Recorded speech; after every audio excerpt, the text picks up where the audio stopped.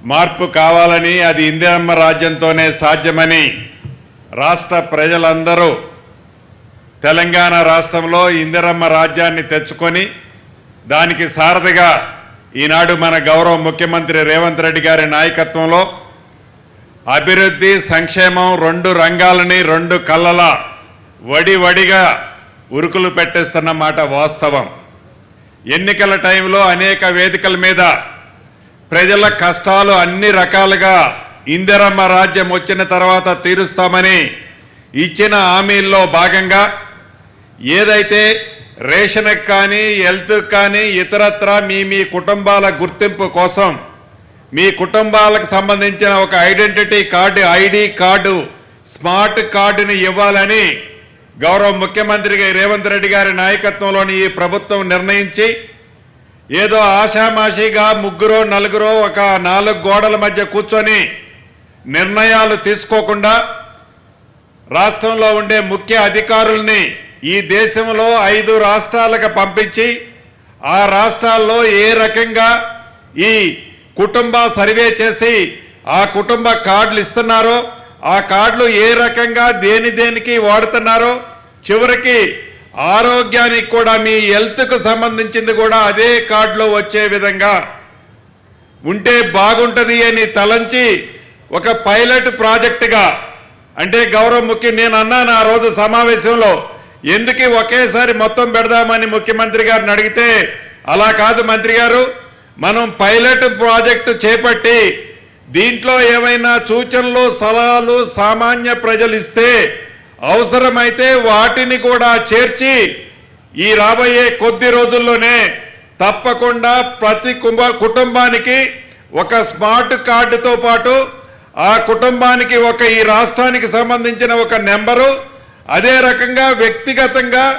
ప్రతి నెంబర్కి ఒక ఐడి కోడ్ని ఒక నెంబర్ని ఇవ్వాలి అన్నది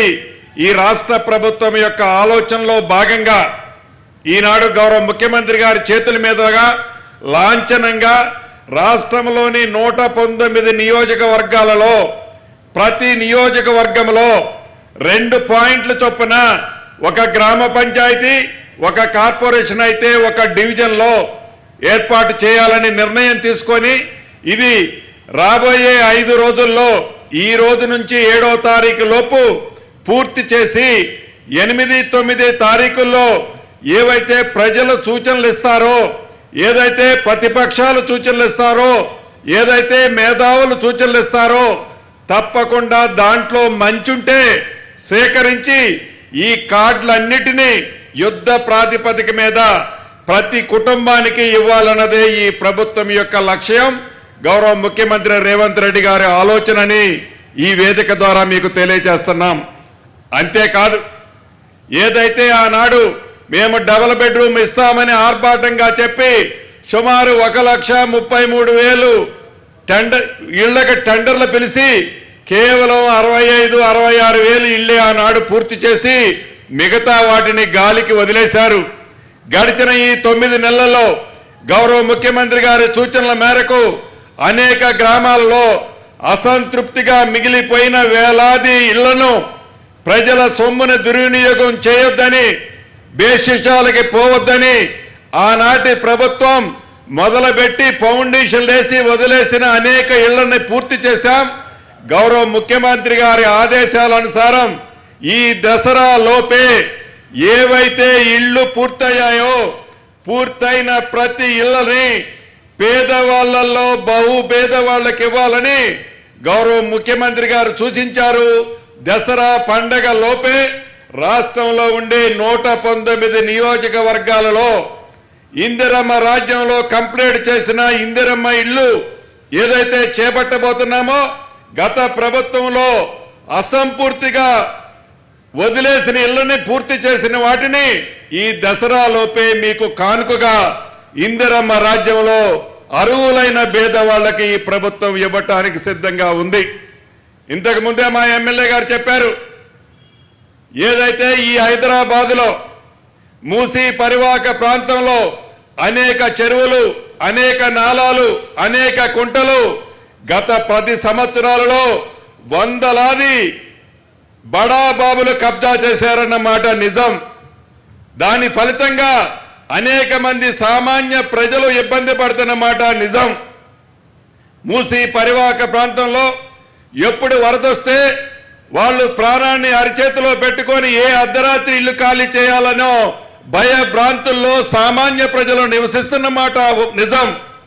ఈనాడు రాజకీయాల కోసం, ఓట్ల కోసం మాయ మాటలతో వారు అధికారంలో ఉన్ననాడు ఏవైతే స్టేట్మెంట్లు ఇచ్చారో,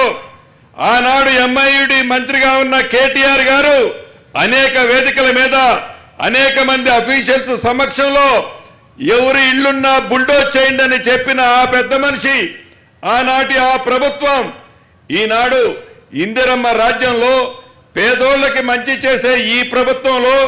గౌరవ ముఖ్యమంత్రి రేవంత్ రెడ్డి గారి సారథ్యంలో ఈ మూసీని ప్రక్షాళన చేసి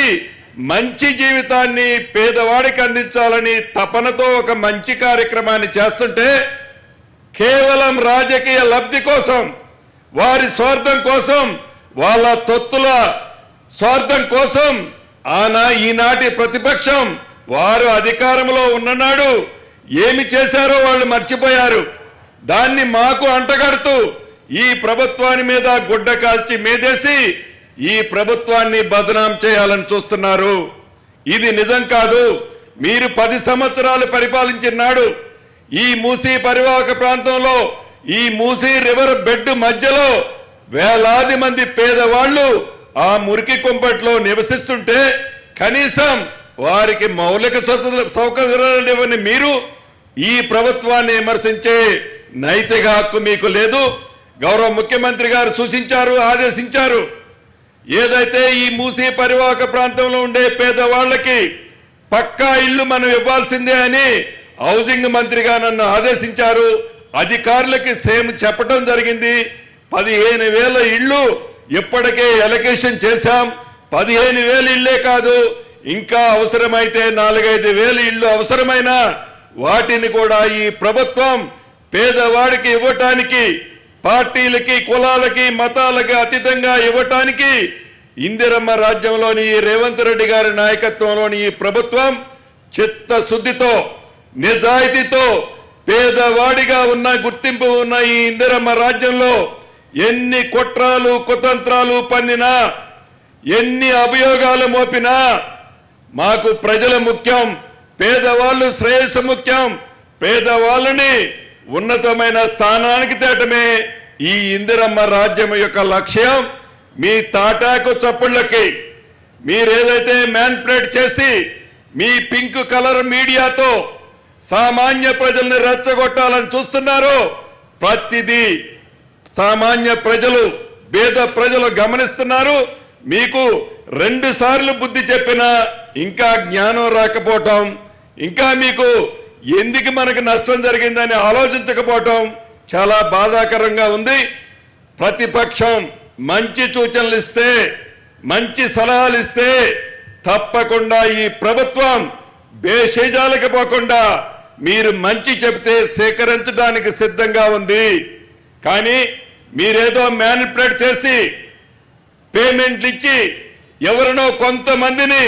ఈ ప్రభుత్వానికి వ్యతిరేకంగా యూట్యూబులు, ఆటూబుల ద్వారా మీరు ఎంత రెచ్చగొట్టినా సమన్వయంతో ఇందిరమ్మ రాజ్యంలో,